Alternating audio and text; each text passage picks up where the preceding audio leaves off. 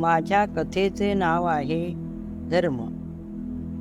पहाटेचे वारे वातावरणात गारवा शिंपत होते. त्याचवेळी मनाच्या भ्रमिष्ठावस्थेत आधारासाठी इंद्रनील कसाबसा फादर जोसेफच्या बंगल्यावर पोचला. थरथरत्या हाताने त्याने कॉल बेलवर बोट टेकवले. काही वेळातच आत पावले वाजली आणि जेनीचा आवाज आला, "कोण आहे?" "मी इंद्रनील." इंद्रनील थकल्या आवाजात उत्तरला. दरवाजा उघडला गेला. पाठीवर केस मोकळे सोडलेली पायघोळ नाईटीत जेनी समोर उभी पाहतात इंद्रनीलला फार मोठा आधार वाटला. त्याला आत घेऊन तिने दरवाजा बंद केला. तो कसाबसा कोचावर जाऊन बसला आणि त्याच्या पाठीवर आपले मस्तक थडाथडा आपटून घेत पुटपुटला, "जेनी, जेनी, मी काय करू?" त्याचा तो शोक पाहून जेनी जवळ आली. त्याच्या पाठीवर प्रेमभराने हात फिरवीत तिने मृदू आवाजात विचारले, "काय झालं? असा पहाटे पहाटे का आला?" जेनी, जेनी, रात्री डॅडी आले होते ग." अश्रुपूर्ण नजर तिच्यावर रोखीत कळवळून त्याने सांगितले. ते ऐकून जेनी दचकली. नीलला वेड तर लागले नाही ना, असाही विचार तिच्या मनात चमकून गेला. मेलेले माणूस असे परत येते काय? काहीतरी काय बोलतोस? "नाही जेनी, नाही. मी खोटं बोलत नाही. तू तरी माझ्यावर विश्वास ठेव ग." माझं मलाच आश्चर्य वाटलं. मी विचार करून शिणलो आणि तुझ्या आधाराला आलो. सारे स्पष्ट सांग बघू. माझा विश्वास आहे तुझ्यावर. जेनी कोचावर बसली आणि तिने त्याचे मस्तक आपल्या मांडीवर घेतले. ती एकदम मोठी झाली. वात्सल्याने त्याच्या मस्तकाला गोंजारलं. तो तिच्या चेहऱ्याकडे पाहत असला तरी त्याची नजर हरवली होती. जेनीला त्याची दया आली. त्याला जपायला हवं. डॅडींच्या वियोगाने हळव्या झालेल्या त्याच्या मनाला सावरायला हवं याची तिला तीव्रतेने जाणीव झाली. कुठेतरी दूरवर पाहत तो बोलू लागला, "रात्री दारावर थाप पडली म्हणून मी दार उघडले आणि मला धक्का बसला. दारात डॅडी उभे होते. प्रथम मी दचकलो, पण ते आत आले. माझ्याशी चक्क बोलू लागले आणि मग मला काहीच आठवत नाही. खूप खूप उशिरा मी भानावर आलो. तेव्हा पुढचं दार उघडं होतं. कॉटवरची चादर चुरगळली होती आणि मी कॉटजवळ खुर्चीवर बसलो होतो, जसं डॅडींशी बोलत बसलो होतो त्याच स्थितीत. नील, तुला केवळ फास झाला किंवा डॅडींसाठी वेड्या झालेल्या तुझ्या दुबळ्या मनाचा तो खेळ आहे असं काही मी म्हणणार नाही. तर डॅडींचे तुझ्यावर फार प्रेम होते.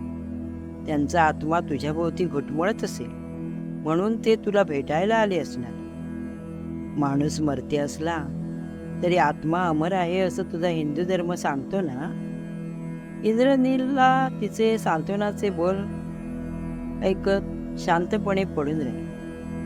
"तू चिंता करू नको. प्रभू येशू आशीर्वाद देईल, तुला बळ देईल." एवढे बोलून ती थांबली नाही, तर आपल्या गोड आवाजात पहाटेच्या शांत प्रहरी तिने प्रेयर म्हणायला सुरुवात केली. तिचा आवाज, प्रार्थनेतले ते शब्द आणि त्यातला अर्थ हळूहळू त्याच्या मनातला गोंधळ शांतवित होता. "प्रभू येशू, मला तुझी गरज आहे. मी माझ्या जीवनाचे दार उघडून तुला माझा तारणारा व प्रभू म्हणून स्वीकारतो. माझ्या पापाची क्षमा केल्याबद्दल मी तुझे उपकार मानतो. माझ्या जीवनाचा ताबा तू घे. तुला जसा पाहिजे तसा तू मला बनव." संध्याकाळी फादर जोसेफना तिने सारे सांगितले आणि म्हटले, "तुम्ही जाऊन पाहून याल का?"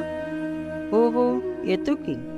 असं म्हणत आपली काठी उचलत फादर जोसेफ बरेने बाहेर पडले. ते इंद्रनीलकडे आले तेव्हा मलूल चेहऱ्याने तो काठवर पहुडला होता. फादरनी प्रेमभराने त्याच्या कपाळावर हात ठेवले. तेव्हा त्यांना जाणवलं त्याच्या अंगात ताप आहे. "हे काय, तुला ताप आहे?" "दुपारपासून थोडी कसर जाणवते. औषध घेतले मी." फादरना जेनीने सांगितलेली हकीकत आठवून इंद्रनीलबद्दल अधिकच काळजी वाटू लागली. बेटा, मग तू इथे एकटा राहू नको, मी माझ्या बंगल्यावर नेतो तुला. फादरनी त्याला बळेबळे उठवले. तेव्हा कोणतेच आडेवेडे न घेता इंद्रनील त्यांच्याबरोबर बंगल्यावर आला. त्यांच्या आग्रहाने निमूटपणे अंथरुणावर पडून राहिले. संध्याकाळपर्यंत त्याला बरेच बरे वाटले. तो उठूनही बसला होता. जेनीने दिलेली पेस पिऊन त्याला थोडा हुरूपही आला होता. ती जाताच फादर त्याच्याजवळ येऊन बसले. त्यांनी बायबलमधले उतारे त्याला वाचून दाखवले. आदल्या दिवशीप्रमाणे त्या रात्रीही इंद्रनील त्यात रमला आणि मग रोजच तो परिपाठ घडला. हळूहळू इंद्रनील सावरत होता.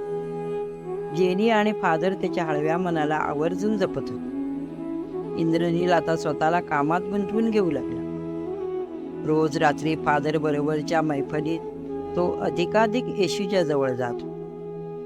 बायबलची त्याला गोडी लागली. फावल्या वेळात तो स्वतःहून येशूबद्दल पुस्तक नेऊन वाचू लागला. जेनीही समाधानी होती.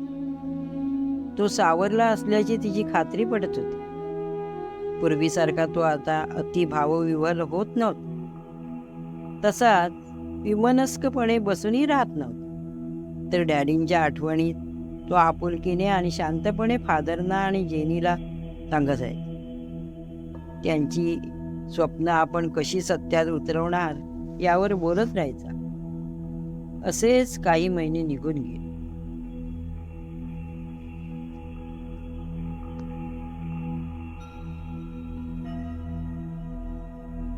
बोलकी शब्दफुले या चॅनलवर मी तुमच्यासाठी कथा घेऊन येणार आहे.